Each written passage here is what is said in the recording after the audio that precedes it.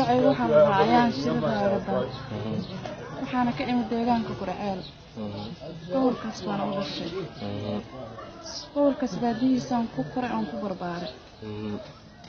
beerkanaga maxaan ku rabeer iska reermiyo oo maxaan ku rahaa iska tabar daran waay marka aabay xoolihiisa marka waqtigiisii horeeto beer xoolo la bay ahaan xoolahoodu waa dhacay waxaan ku raabay ilmihiis hore loo laayay marka aniga xanuunkaas markaan soo kana qaaday oo igu dhacay meeqasana jirtay marka camal markaas waxaan jiray daada 17 meelahaas 17 sano ilaa 16 marka nin baan guursaday ninkii markaan guursaday 2005 bay ahayd ilmaan qaaday ilmihii markay 3 bilood yihiin bay iga soo gudmeen haddana sanadkii dhexdiisa markii taur kalan qaaday ilmihii way iga soo gudmeen jirkii baa isbedel weyn aan dareemay xanuun ah xanuunkaas waxa waa jirkii dhan oo idbaaxiyay jirkii iska bedelay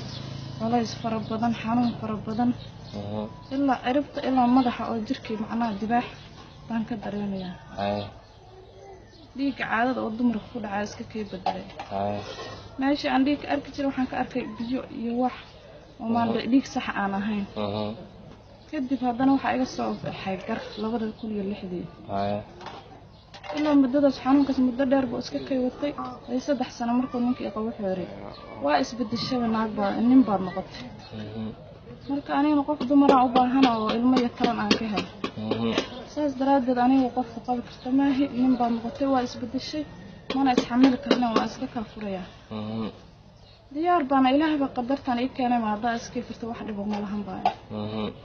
sidii baan ku kala tagnay oo iska xanuunsanaa jiray sidii baan ku joogay haddana mar kale baan nin guursaday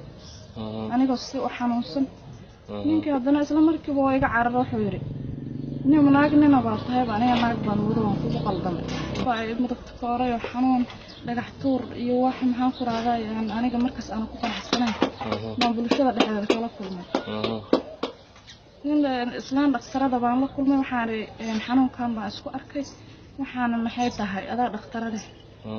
wixii tiri waxa keen hormoons qaldama keen dibadana maxaan ku raay meeshan waxba loogama qaban karo ee dibad ma aadi kartaa waxa ay aniga reerkana waxaan waa reer iska tabar yar dibadna iyo ma diri karaan maxaa ugu talin lahayd aniga dibad baan kugu talin lahayd haddii aad awooddaada leedahay dadkii baan la fistay waxaan yiraahday hay'adaha qaxootiga ee meelahaas iska aad baalayda qaxootigan soo aaday markan qaxootiga imanna aqarreer baan ku soo degay nin abtiga degan ninkii markan ku soo degay abtiga wuxuu yiri wuxuu i karkaar markaas ma soconina wuxuu i keenay dhagaxley marka imid adii kaar hore kama helin maxaan ku raayay blog aan ku noolaaba bulshada dhan baa hal mar isku kacday haalay naagnina timi dhagaxley dhagax tuur maxaan ku raayay waxyaabo tira badan fayl la soo galay aniga dhan dhagax tuur ma istaagan waay hay'adda MSF warkayga maqashay waxay igu tin blogii aan deganaa blog aan ku soo degay oo abtiga i keenay hay'adii way qaado baawur ba i keenay istaalka la geefan baa lagu buuxiyay isla markii waxa la geeyay xawaajibay computer baa la saaray isbedel weyn baa ku hayay waa la qaad isla markiiba MSF iyo hal koroos isla socda ay qaadeen hada iga istaalka gaariso marka computer la saaray haddana Nairobi baa lagu soo baaray waxa la yiri nin iyo naag baa waxaan ku raadayay waa makaankaaga meesha taashi tarankan waxba kaaga go'an baa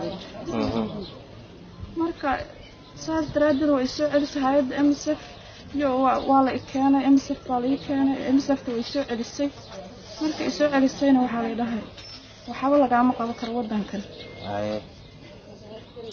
saas daraadeed waxaan ku gudbinaynaa UNHCR qof raga lama noolaan karo qof dumar ah lama noolaan karo marka qof waxaan ahay nolosheeda ciriiri ku jirto mustaqbalkeedana oo mugdi galay oo haddii jidka maraya waxa la leeyahay waa tiin naagtahay mar waxa la leeyahay waa tiin ninkahay dhagax tuur iyo dagaal maxaan ku rafaad badan kala kulma bulshada dhexdeeda dadka walaalaha Soomaaliyeed waxaan ka codsanayaa in ummadda islaamka inta danqanaysa waxaan ka codsanayaa in macnaha gargaar oo caafimaadka la ii fidiyo maadaama aan ahay qof dhibaataysan oo aan awoodin inaan dibad aado xanuunkayguna uu daawo leeyahay daawadiisana ay wadankan u leeyahay baan codsanayaa